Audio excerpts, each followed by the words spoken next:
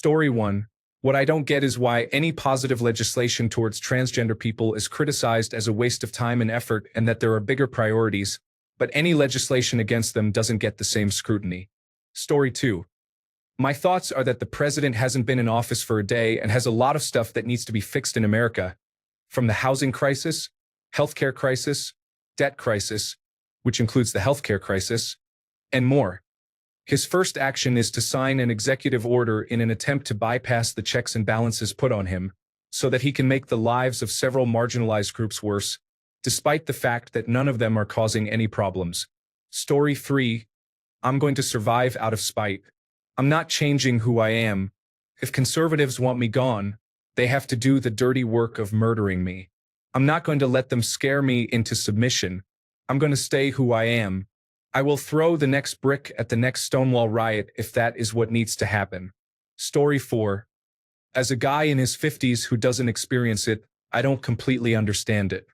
However, it does me no harm in their existence, and I wish them good health and happiness. Republicans are trash. Story 5. Not only is it barbaric, but we sure seem to be legislating a lot for a group that makes up less than 1% of the United States population. It's almost like it's grandstanding to gain points with a group that thrives on hate.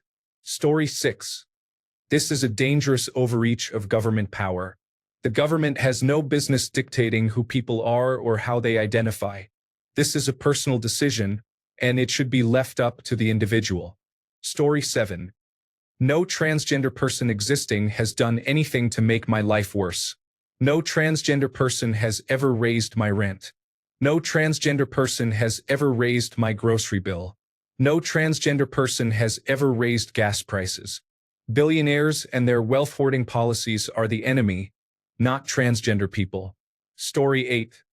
Pretty sure they are even including intersex people, and that is horrifying. Does that mean they are going to mutilate babies again at birth to decide for them? Story 9. I am neither transgender nor non-binary, but I believe that those who identify as either transgender or non-binary have every right to exist and enjoy the same freedoms and goals as I do. Story 10. It's exactly what the fascist said he would do, and I'm angry at everyone still supporting or defending this hateful cup of diarrhea. He's not only proven how vile he is, but also how dumb. By declaring someone's gender as sex at conception, he basically declared everyone as either female or genderless. Story 11. Free speech people sure have issues with people they don't like using their own free speech to define themselves. Looking at the British Broadcasting Corporation news updates today from the United States was very dystopian, to say the least. Story 12. This isn't a law passed by Congress, so it will be in effect only as long as a Republican holds the Oval Office. So this spring, show up and vote in the primaries. This November, show up and vote in the general election. Show up and vote even if the Democratic candidates don't have a perfect history of agreeing with you on every issue, including this one. Because, frankly, the reason we're all in this position is not that the country has more Republicans than Democrats, but because too many Democrats stayed home on Election Day to protest their choice, while Republicans, goaded by armies of social media bots and right-wing media, turned out. Look at the data. Voter participation under 30 dropped significantly, and it was only 50% in the last presidential election. If 50% had turned out again, it would have canceled out the gains Trump made with Hispanic and Black voters switching to Trump this year. Vote every time, every year. No exceptions. Story 13. It's not unexpected, as the Grand Old Party and their allies have been demonizing transgender people for at least a decade at this point. I just wish the American people hadn't sold out their fellow countrymen on the promise of cheaper groceries they aren't getting anyway. And they should have known they aren't getting them anyway, because that's not how tariffs or corporate greed works. I'm glad I'm European and will be spared the worst of it, but we're going to be feeling it too. Especially if the orange felon keeps undermining the United States allies and aiding its enemies. Story 14. Distract them from class warfare with a cultural one. Make the average citizen feel they have more in common with a billionaire than they do with a transgender person going through the same cost of living and housing crisis as them. Story 15. Once upon a time, people would say that gay people do not actually exist. They are just mentally ill or possessed or whatever. They can deny our existence all they want. It does not make it true. Story 16. The party of law and order installed a convicted criminal into the highest office in America so they could shore up every single possible vector that leads to equal rights for anyone. Story 17. My intention is to keep gendering people as they want to be gendered because I want transgender people around me to feel safe and comfortable. I really hope that at some point we choose as a people to put an end to this political nightmare and make America into something that Steve Rogers would be proud of. Story 18. Transgender individuals who do not possess a passport matching their gender identity may encounter significant challenges when traveling internationally. This is an instance of hideous cruelty with no tangible benefit. Story 19. Not surprised, but sad for people having to deal with that. If you study the collapse of empires, social regression is rather easy to predict. I saw this coming. Same with Roe versus Wade, and they will make gay marriage illegal next. Abortions have always existed in human history, it's just the methods that change. After abortion is usually outlawed, eventually women get murdered or executed within a decade. Some countries have hunted women who had them. Texas is already aiming for this. Lesbian, gay, bisexual, and transgender rights disappear and are forced back into hiding. In countries that had transgender rights, they are no longer respected. Gay marriage is often overturned. My husband and I decided to leave when they overturned Roe versus Wade because I refuse to live in a country where I don't have equal rights. I recommend whomever has the courage to do all you can to leave the United States. We regret not moving sooner. Story 20. Classic scapegoating. You make a bunch of noise about a very small group which is already not well understood by the general public, make it seem like all the world's problems are somehow due to that group, then gain power by promising to fix those problems by targeting that same small group. If only there were historical comparisons which could be drawn to tell us what might happen next. Story 21. Martin Niemöller's poem should correctly have begun as such. First they came for the transgender people, and I did not speak out, because I was not a transgender person. Story 22. Either we all have the right to life, liberty, and the pursuit of happiness, or none of us deserve it. I am as straight as the pole my mom danced on, but I support everyone's right to be who they are. Story 23. Good doesn't always triumph. Evil won yesterday. People with hate in their hearts prevailed. But it's not forever. That was done purely out of spite to benefit no one. Story 24. This quote seems appropriate. We know through painful experience that freedom is never voluntarily given by the oppressor. It must be demanded by the oppressed. Martin Luther King Jr. Letter from the Birmingham jail. They can say what they want. Transgender people exist. Story 25.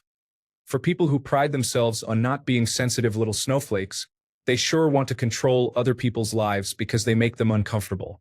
Story 26. I have a thought. A long time ago, my dad renewed his driver's license and then, maybe a year or two later, noticed that somehow under gender it said female instead of male. The clerk must have hit the wrong button or something. When he went to fix it, they didn't just do it. They made him fill out a gender change form. A 50-year-old, 6'2", 400-pound man stood there and filled out a gender change form to sort out a mistake made on his driver's license. And then, if someone, I guess, decided to look through his official government documents, he spent 2 years as a woman in the 90s. The question is, if Republicans have their way, how difficult would it be for people like my dad to fix license errors? Story 27. My kid is certainly very loud and very needy for someone who apparently does not exist. We will be doing our best to ensure our child's continued existence. Story 28. Totally expected and horrible. Cruelty for cruelty's sake because Republicans are evil. But I don't know what this actually changes. Transgender people are still a protected class after a decision made by the current Supreme Court. What jurisdiction does the president have on this issue? Story 29. They think transgender women are going to sexually assault little girls in the bathroom, and we must remember every accusation from the right, every single one, is a confession. They claim that's what a transgender woman would do, because that's what the accusers would do. As Steve Hofstetter said to a heckler, if you're in a bathroom, and you hear a little girl peeing in the stall next to you, and your first thought is that it's sexual, that's a you problem. That bathroom issue isn't about transgender women, it's about predatory men. Story 30. If their people were allowed to take veterinary medication for COVID without government intervention, then why can't our people take hormones without government intervention? They're not a scheduled, controlled medication, so how is anyone allowed to interfere? They're allegedly cheap from India too, just like our prescription medication. Story 31. It's interesting that the language of the executive order seems to focus exclusively on male-to-female transition. It reads flagrantly bigoted, and it came in tandem with another executive order pulling back diversity, equity, and inclusion, so a pretty clear attack. Story 32. I have nothing to do with LGBTQ, but it's just sad. I really don't understand why we can't just respect the person. Who cares if they want to be a man or woman, or if they don't want to be anything? Sad world, I swear. Story 33. Well, the question will be, are transgender people a protected class? And the second question will be, does this executive order impinge on their rights as a protected class? If it does, then either a judge can challenge it and strike it down, or someone can sue to force the courts to rule on it. Either way, it's just an executive order and not real legislation. I feel like the more you understand how the government works, the less you take these executive orders seriously. Story 34. It frustrates me that they frame it as defending women. This is the same party actively trying to control women's bodies and restrict medical treatment for women. I hate this so much. The only people this party is defending are rich, white men. Story 35. I think it's disgusting. It literally doesn't affect the lives of 99% of these people. It doesn't harm them. It doesn't prevent them from living their lives, yet they're so against people being able to be who they want to be and to live happily. I know it's used in hyperbole a lot, but the United States is truly going to be a backwoods third world country under Trump, just destroying any goodwill it has made in the last 20 years and alienating itself from the world. Nobody is afraid of the United States because it's become a complete joke. Story 36. The most important thing to understand about all of this is that so very few people in our civilization are transgender or non-binary. It's an extraordinarily tiny proportion of humanity. Their existence does not threaten the well-being of others in their civilization. They are a scapegoat, a distraction. Story 37. My thoughts are that it is a waste of time and energy to focus on social interactions, but we have an administration that is incompetent at doing anything else. On the first day, this administration proved it is incapable of any governing of actual merit. We already knew that from 2016 to 2020, but I am not looking forward to another 4 years of lackluster nonsense. Story 38. We've elected a fascist. And by we, I mean not only the bigoted trash who voted for him, but also the irresponsible leftists who abstained or protest voted because Kamala had problems. Never mind that for every complaint about Kamala, Trump is much worse. Also by we, I don't mean me. I voted not for Kamala but against Trump, which meant marking the box by the most likely person to beat him, Kamala. Story 39. I'm absolutely sickened. Bigotry is being enshrined as the law of the land, and it's both infuriating and heartbreaking. I also fear that this will increase violence towards transgender people and cisgender people who don't look masculine or feminine enough to satisfy those who are obsessed with other people's bodies. Story 40. It's like science. You can choose not to believe it. Still exists. For example, you can be a climate change denier. Climate change is still happening. Transgender women are women. Transgender men are men. Cisgender and transgender are adjectives. You can decide not to believe in transgender folks. They will still exist. Non-binary folks will still exist. Story 41. I am leaving, but I was leaving anyway. This just made my decision even easier. Story 42. If we're denying the existence of real people, can we all just start pretending he does not exist instead? It might be fun to see how quickly it would get under his skin. Story 43. The government has so much hate for its citizens.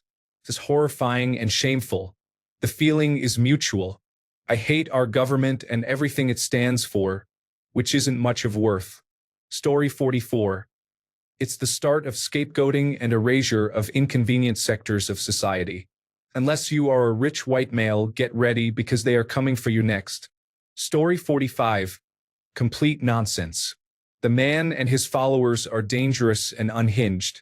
I'm so scared for all my friends who are LGBTQ, as well as immigrants. Why can't they just leave everyone alone and just chase their money? Story 46. Not defending this at all, but what does this even do? Like, what practical implications does it have if the federal government considers you one gender or another? Story 47. So many critical problems are plaguing the United States, and the focus is on spreading hate, greed, stupidity, and divisiveness. Los Angeles is on fire. Let's rename the Panama Canal. The infrastructure in many areas is failing. Let's further dehumanize a sadly marginalized section of the population. If he actually had a heart, I would wish him a massive heart attack. May his diet and lifestyle end his life sooner rather than later.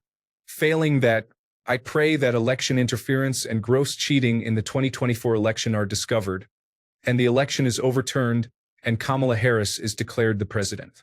Trump is no president or leader. He is infesting the White House and will very quickly destroy democracy and the United States. He belongs in prison.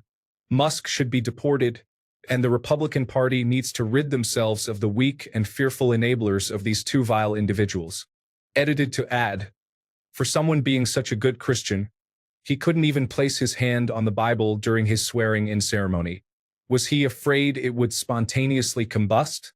He most likely thinks that because he didn't swear on the Bible, he can proceed with his plans to completely destroy the Constitution. His evil and cruelty know no bounds. God help the entire world survive this madman.